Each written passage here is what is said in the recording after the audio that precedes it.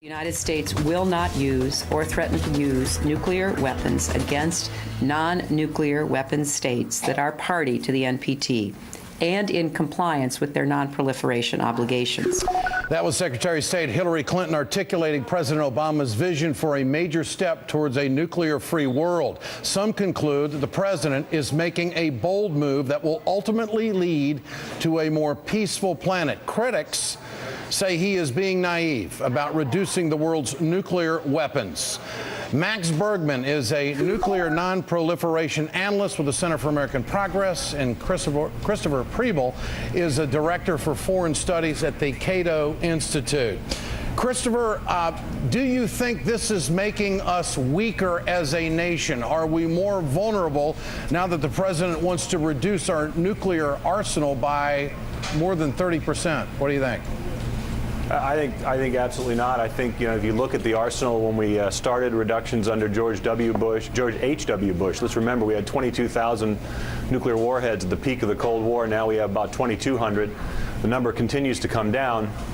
I think it's important to articulate, as the Nuclear Posture Review did, what conditions those weapons would be used, and I think it's consistent with what most Americans expect, which was the few nuclear weapons that we have left are for deterrence, deterring attacks against the United States, but the document also emphasizes the role that nuclear weapons play in defending other countries from attack. And so I think in that respect the document's very useful, and I don't think it makes us less safe. It just affirms the very strong posture that the United States has maintained for a long time. Mr. Bergman, how do you know we're not dealing with cheaters? How do we know that other countries are going to play fair in this?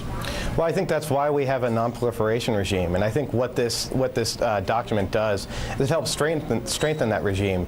One of the principal tenets of it is that we're not going to attack countries that adhere to the principles of the NPT, of the Non-Proliferation Treaty, and so countries like Iran and North Korea that are violating this treaty are essentially been put on notice by this. And I think what the administration is also doing is trying to invest more in our nuclear infrastructure and in our labs, to do more forensic scientists, to do forensic research, to really target terrorism and proliferators, to really crack down on that. And I think that the new posture review, by emphasizing that, goes a long way to actually enhance U.S. security. Mr. Preble, the Russians have got a lot of business deals cooking with the Iranians, and they have for decades. Can we trust the Russians? Well, I guess, again, the question is, we trusted the Russians when we negotiated arms control agreements going back to Richard Nixon. I think both sides recognize that you don't need nearly as many nuclear weapons as we've had over the years to maintain a credible deterrent. The numbers continue to come down. The one point I'd like to emphasize, picking up on Max's point, we did use conventional military strikes against two countries that were, at least one, that was technically in compliance with the Nuclear Non-Proliferation Treaty. That's Yugoslavia in 1999.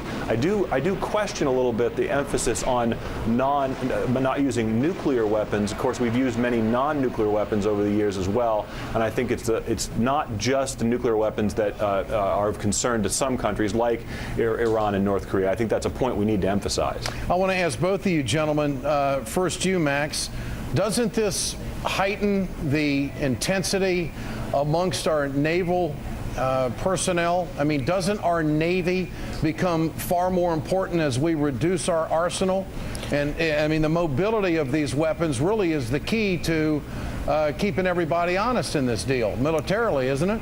Right. No, I think our submarines are going to be very important, and the Obama administration has remained committed to investing in the nuclear deterrence. I think one of the things that this review reflects is that we rely on our conventional forces, that we rely on the men and women in uniform to be our deterrent, and we don't rely on nuclear weapons nearly as much anymore. Colin Powell just a few months ago said that nuclear weapons are practically useless militarily, and I think the military is firmly on board with this posture review, with the changes that have been made, and we saw that in today's press conference with Admiral Mullen saying that the top brass we're standing firmly behind this strategy. Christopher, what do you think? Navy's role in all I of think this? that it's not just the Navy; it's the military as a whole. Look, the document emphasizes repeatedly is as we move away from nuclear weapons, that is, the burden is going to fall heavier and heavier on our conventional military military. That still includes ground troops. Again, a key component of the U.S. commitment to our allies